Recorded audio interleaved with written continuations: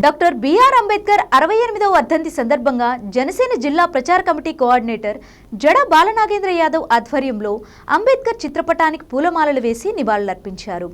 ఒంగోలు కొత్తపేటలోని ఆయన కార్యాలయంలో జడ బాలనాగేంద్ర యాదవ్ మాట్లాడుతూ భారతదేశం ఎంత విశాలమైందో అంబేద్కర్ రాసిన రాజ్యాంగం కూడా అంత గొప్పదని అన్నారు.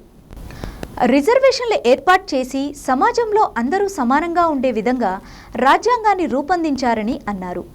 మహాత్మా జ్యోతిరావు పూలేని ఆదర్శంగా తీసుకుని పేద ప్రజలకు బాసటగా నిలిచారని అన్నారు. నెహ్రూ ప్రధానిగా ఉన్న మంత్రివర్గంలో చేరి న్యాయశాఖ మంత్రిగా సలహాలు అందించారు. అంబేద్కర్ మేధాతత్వాన్ని భారతదేశంలోనే కాకుండా ప్రపంచ దేశాలు గుర్తించి ఆయన విగ్రహాలు విదేశాల్లో పెట్టుకున్నారని అన్నారు. ఆంధ్రప్రదేశ్లో అంబేద్కర్ ఆశయాలకు సీఎం చంద్రబాబు దార్శనికులు అయితే డిప్యూటీ సీఎం పవన్ కళ్యాణ్ ఆయన అడుగుజాడల్లో నడుస్తూ సమాజంలో మార్పుకు కృషి చేస్తూ ఆయన అభినవ అంబేద్కర్గా ముందుకు వెళ్తున్నారని అన్నారు. ఈ కార్యక్రమంలో పి కోటయ్య, కోటా సుధాకర్ బాబు, కరేటి కిరణ్ కుమార్, పసుమర్తి మోజేష్, పమిడి వీరాంజనేయులు పాల్గొని అంబేద్కర్కు ఖండ నివాళులు అర్పించారు. మేధావైనటువంటి డాక్టర్ బిఆర్ అంబేద్కర్ గారి 69వ వర్ధంతిని పురస్కరించుకొని వారికి జనసేన పార్టీ ప్రచార కమిటీ కార్యాలయంలో ఈ రోజున వారికి పూలమాలలు వేసి ఘనంగా వారికి నివాళులు అర్పించడం జరిగింది. భారత రాజ్యాంగం ఎటువంటిదంటే భారతదేశం అంత సువిశాలమైనటువంటి గ్రంథం మన భారత రాజ్యాంగం. భారతదేశంలో అనేక మతాల వారు, అనేక జాతుల వారు, అన్ని రకాలుగా మనుషులు సమాజంలో జీవించడానికి ఎలా ఉండాలి ఏంది అనేది వారి కోసం భారత రాజ్యాంగ నిర్మాత అంటే అంబేద్కర్ గారు శ్రమించి భారత రాజ్యాంగాన్ని రాయటం జరిగినది. వారి ఆదర్శంలోనే ఈ రోజున ఆంధ్రప్రదేశ్ రాష్ట్ర డిప్యూటీ సీఎం అయినటువంటి పవన్ కళ్యాణ్ గారు ఆంధ్ర అంబేద్కర్గా వ్యవహరిస్తూ ఆంధ్రప్రదేశ్లో బడుగు బలహీన వర్గాల కోసం వారు కృషి చేస్తున్నారు. అలాగే సీఎం గారైనటువంటి చంద్రబాబు నాయుడు గారు ఈ రాష్ట్రానికి దిశానిర్దేశం చేస్తూ దార్శనికుడిగా ఉంటూ ఆంధ్రప్రదేశ్ని ముందుకు వెళ్తున్నారు.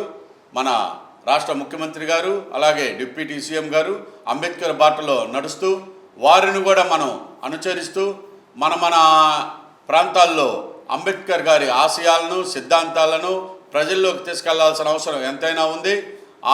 ఆ రోజున సమాజంలో చాలామంది బడుగు బలహీన వర్గాల వారు సమాజంలో నడి రోడ్డు మీదకి రావడానికి కూడా చాలా ఇబ్బంది పడేవారు. పూలే గారు, తమిళనాడు నుంచి పూలే గారు పిల్లలకి విద్యాభ్యాసం విషయంలో పోరాటం మొదలుపెట్టారు. పూలే గారిని ఆదర్శంగా తీసుకొని ఆ రోజున డాక్టర్ బిఆర్ అంబేద్కర్ గారు భారత రాజ్యాంగ నిర్మాణాన్ని చేపట్టడం జరిగింది. బడుగులకి ఏ విధంగా న్యాయం చేయాలనేది పూలే గారి ద్వారా తెలుసుకొని అంబేద్కర్ గారు ఆ రోజున అడుగులు వేయటం జరిగినది. పూలే గారు నా రాజకీయ గురువు, నాకు ఆదర్శనీయుడు అని చెప్పిన మహానుభావుడు మన డాక్టర్ అంబేద్కర్ గారు. అంబేద్కర్ గారి జీవితం మన భారతదేశంలోనే కాదు ప్రపంచంలో అందరూ కూడా అంబేద్కర్ గారి మేధాశక్తిని, వారి రాసినటువంటి రాజ్యాంగాన్ని, ఈ సువిశాలమైనటువంటి రాజ్యాంగాన్ని అందరూ కూడా కొనియాడటం జరిగింది.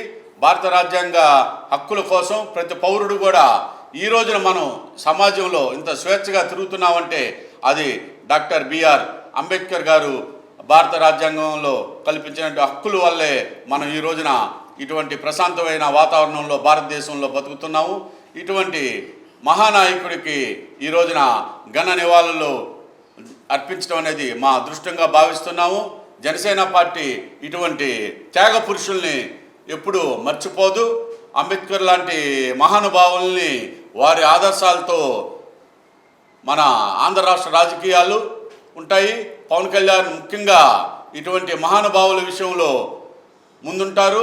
మహానుభావుల్ని కొనియాడే విషయంలో అయితేమి, మహానుభావులు చేసినటువంటి త్యాగాలు, వారు చేసినటువంటి కృషిని పవన్ కళ్యాణ్ గారు, జనసేన పార్టీ ఎప్పుడు కూడా ముందుంటుందని మీకు తెలియజేస్తా ఉన్నాం.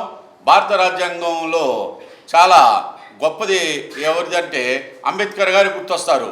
ఆ రోజు న్యాయశాఖ మంత్రిగా గవర్నమెంటు బ్రిటిషు వెళ్ళిపోయిన తర్వాత మొదటి న్యాయశాఖ మంత్రిగా పనిచేసినటువంటి డాక్టర్ అంబేద్కర్ గారు న్యాయశాఖ మంత్రిగా పనిచేశారు.